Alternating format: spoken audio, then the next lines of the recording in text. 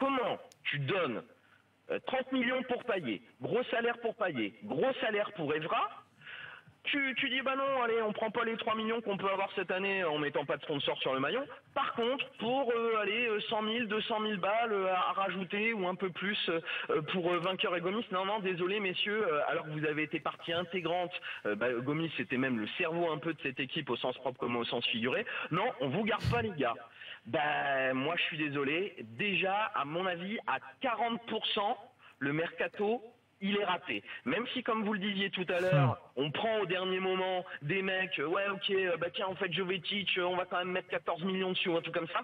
T'as déjà un peu découpé l'âme de ton équipe, de ce qui commençait à naître avec cette 5e place et de ce qu'on pouvait sentir un peu. C'était irrégulier, c'est vrai, c'est pas flamboyant non plus tout le temps, mais il y avait un petit quelque chose et des mecs comme Gomis et Vainqueur y contribuaient.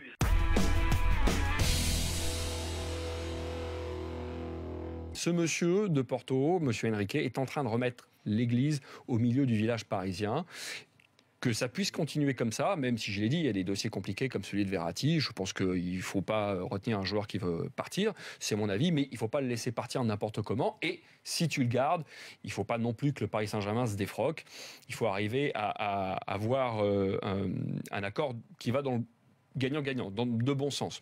Donc voilà, j'aime bien un petit peu cette nouvelle autorité ou cette autorité retrouvée au sein de ce club. Je pense que c'est de bon augure pour les semaines qui arrivent et notamment ces 2 mois de mercato. Maintenant, vous pouvez donner vos petits ou grands avis, messieurs. Non, Allez, tu es d'accord? Complètement d'accord avec François. Il fallait un vrai patron dans le technique. C'est-à-dire, pour moi, le technique, c'est celui qui parle avec le coach, avec les joueurs.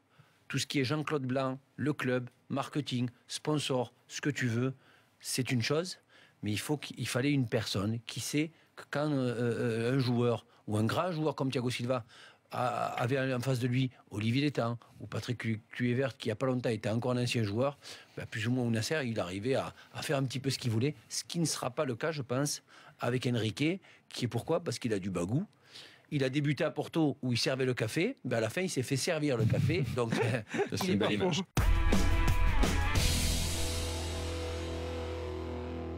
Mais moi, je dis à Jean-Michel Aulas, boss, comme on l'appelle à Lyon, c'est pas Diaz qui doit être ta priorité, c'est pas Ferland Mendy, c'est Juni. Ce type va changer la face de son club. Moi, je pense qu'on ne mesure pas à quel point l'arrivée de Juninho peut changer les choses. Alors, j'ai déjà fait un avis tranché là-dessus il y a quelques semaines de cela, mais je veux y revenir. L'idée, c'est qu'il vienne en tant que directeur sportif.